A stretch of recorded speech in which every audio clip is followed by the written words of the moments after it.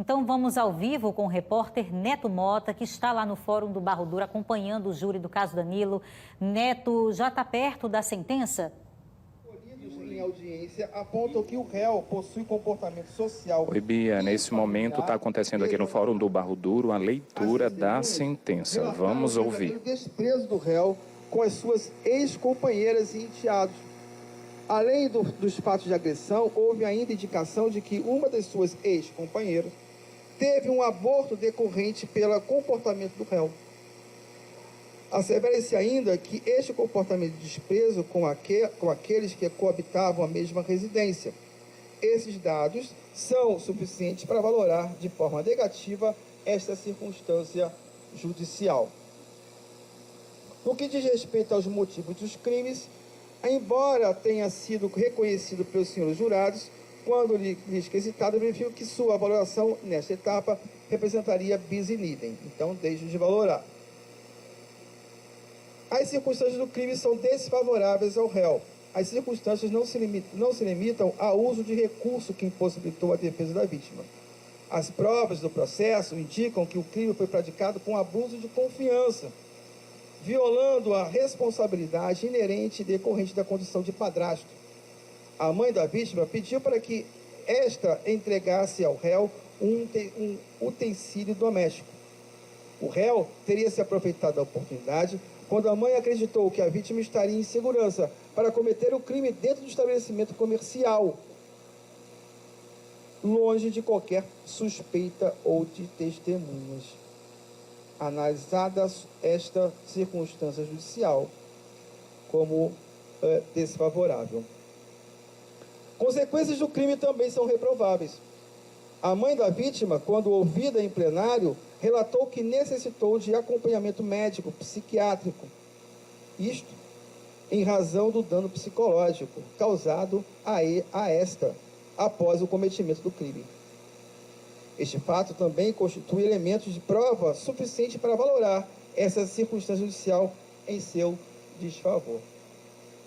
Por fim, quanto ao comportamento da vítima, considerando que esta em nada contribuiu para o fato deste de considerar como circunstância neutra. Nesses termos, meu senhor, eu valorando 4 circunstâncias judiciais ao seu desfavor, eu fixo a pena base em 21 anos de reclusão nesse crime. Numa segunda fase da dosimetria, analiso as circunstâncias atenuantes e agravantes. Presente, contudo, a agravante do motivo fútil do meio cruel de execução. Adota o critério de majoração de 1/6 para cada agravante, para atendê-lo proporcional e razoavelmente. E assim, nessa segunda fase, eu fixo a pena, na segunda fase, em 28 anos de reclusão. Por fim, na terceira fase da dosimetria, não existem causas de diminuição. Presente, contudo, a causa de aumento em decorrência da idade da vítima. E assim, majoro a sua pena e chego e fixo em 37 anos e 4 meses de reclusão. Ocultação de cadáver. A pena desse crime é de 1 a 3 anos e multa. A culpabilidade do réu é reprovável. Essa valoração negativa é feita a partir do planejamento promovido pelo réu, de modo a tomar prática do crime efetiva, As provas anexadas aos autos demonstram que o réu teria escondido o corpo da vítima em seu estabelecimento comercial e que, somente após o início das buscas, é que a colocou no local que fora efetivamente localizado. Assevere-se ainda que o réu se utilizou de artifício de fingir auxiliar nas buscas da vítima para só então depositar o corpo da vítima naquele local.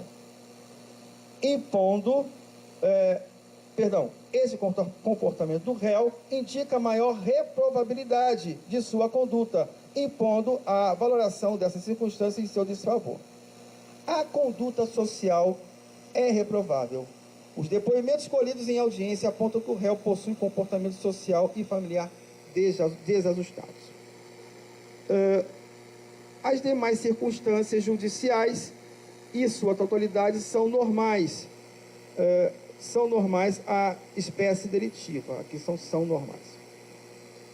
Não existem elementos de prova que permitem valorá-las, quaisquer delas, em desfavor do réu, no tocante ao comportamento da vítima, considerando que esta em nada contribuiu para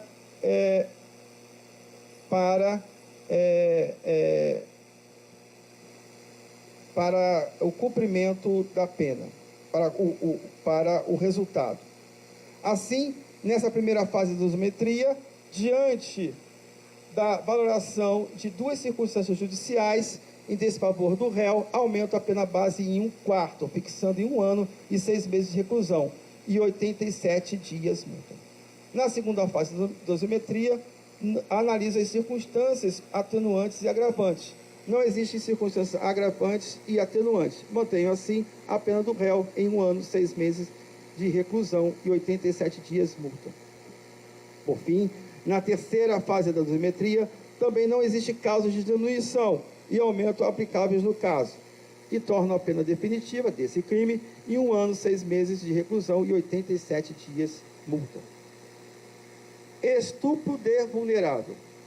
A culpabilidade do réu é reprovável, para além do cometimento da conjunção, daqui, em vez de conjunção carnal, vamos colocar aqui, do ato libidinoso.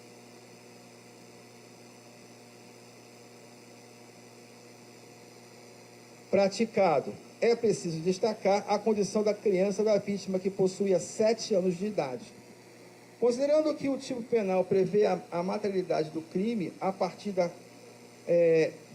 do ato libidinoso praticado com crianças e adolescentes com idade inferior a 14 anos. Quando você quiser.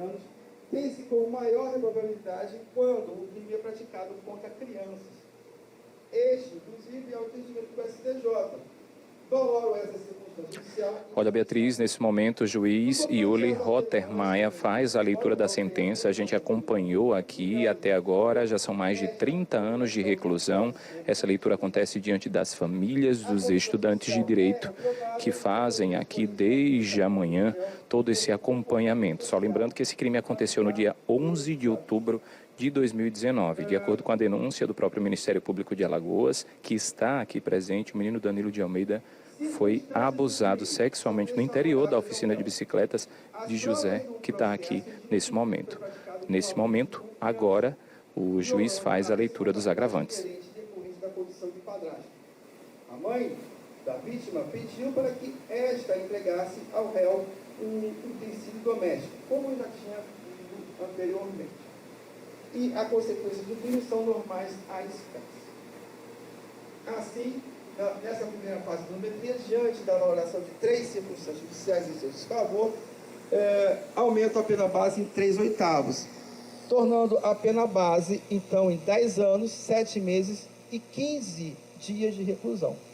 Na segunda fase da dosimetria, analisa as circunstâncias atenuante e agravante e atenuante, que não existem aqui. Então, mantém a pena em 10 anos, 7 meses e 15 dias de reclusão. Por fim, na terceira fase da dosimetria, não existe causa de diminuição e aumento aplicáveis no caso concreto. Fixo, assim, a pena base em 10 anos, 7 meses e 15 dias de reclusão. E, por fim, denunciação caluniosa, que tem a pena de 2 a 8 anos. Culpabilidade do réu é reprovável. Há prova nos autos de que este teria, a partir da coação moral irresistível, forçado sua companheira a aderir seu plano de criar falsas acusações de crime cometidos pela autoridade policial no curso das investigações. O réu teria acusado a autoridade policial de, no curso das investigações, ter torturado, que provocou a instalação de um procedimento de apuração pelo Ministério Público. A imputação da prática de crime inafiançável, insuscetível de graça e anistia pela Constituição Federal. Os agentes responsáveis pela investigação policial dos crimes que lhe eram imputados constituem comportamento reprovável, que autoriza a valoração dessas circunstâncias em seu desfavor. A conduta social também é reprovável. e vou valorar, então, apenas essas duas circunstâncias judiciais a seu desfavor e aumentando a pena base em 1/4, tornando a sua pena base de 3 anos e 6 meses de reclusão e 87 dias multa. Na segunda fase da dosimetria, analisa as circunstâncias atenuantes e agravantes e a sua pena, então, mantenho em 3 anos e 6 meses de reclusão e 87 dias multa. Por fim, a terceira fase, como não existe causa de aumento, essa sua pena de 3 anos, 6 meses e 87 dias multa. Considerando que os crimes foram cometidos mediante prática de mais de uma ação, com desígnios, tem-se a aplicabilidade do concurso material. Assim, fixo a pena em definitivo de 51 anos, 11 meses e 15 dias de reclusão e 174 dias multa, considerando o valor de cada dia 1/30 do salário mínimo vigente na época do fato. O regime para início do cumprimento da pena é o fechado, nos termos do artigo 33, parágrafo 2º do Código Penal. Diante da natureza do crime que foi o condenado, o réu e a quantidade de pena aplicada tem-se como incabível a substituição da pena. O tempo que o réu se manteve preso não é suficiente para a detração. Deixo de valorar mínimo de indenização diante da inexistência de pedido nesse sentido. Olha, Bia, até agora já são mais de 50 anos de reclusão que foram colocados aqui como pena para o José Roberto de Moraes. Aqui, acompanhando junto dele, estão os familiares dele e também da mãe do menino Danilo e do menino Daniel, que é o irmão gêmeo do Danilo. Volto para você. Agora a gente vai sair um pouco desse assunto, né, dos protestos, para voltar lá para o Fórum do Barro Duro, onde o repórter Neto Mota está, inclusive, ao lado do o juiz ou seria o promotor? Neto, é com você, promotor. Pode falar.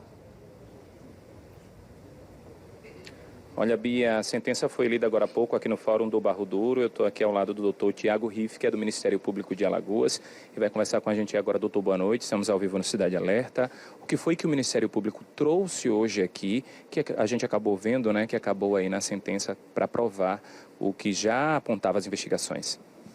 Boa noite. Então, ainda bem conseguimos, né, demonstrar de forma satisfatória para os jurados, né, conseguimos. Como eu sempre digo, nós trabalhamos como facilitadores, né, demonstrando as provas dos autos para que os jurados tenham a melhor condição de analisar todas as provas e assim, né, com convicção, né, baseado nunca num sentimento de vingança, de vingança privada, mas sim de acordo com as provas dos autos, de acordo com a justiça, de acordo com as normas processuais, com as normas penais, que conseguimos que eles tivessem realmente essa consciência de que o réu realmente foi o autor de todos esses crimes, os 4 crimes que ele foi condenado. Doutor, e o que foi que as testemunhas trouxeram nos depoimentos hoje aqui? Elas reforçaram o que já havia, né, anteriormente. Na fase do inquérito policial foram ouvidas muitas pessoas, na instrução anterior da primeira fase do júri, mais outras tantas. E aqui, algumas dessas testemunhas vieram, reiteraram falas importantes que serviram para fortalecer, né, os argumentos em favor da condenação do réu. Então o Ministério Público sai satisfeito diante dos resultados aqui da sentença que foi lida? Sim, com certeza. A condenação foi total nos termos que o Ministério Público pediu desde no momento da pronúncia.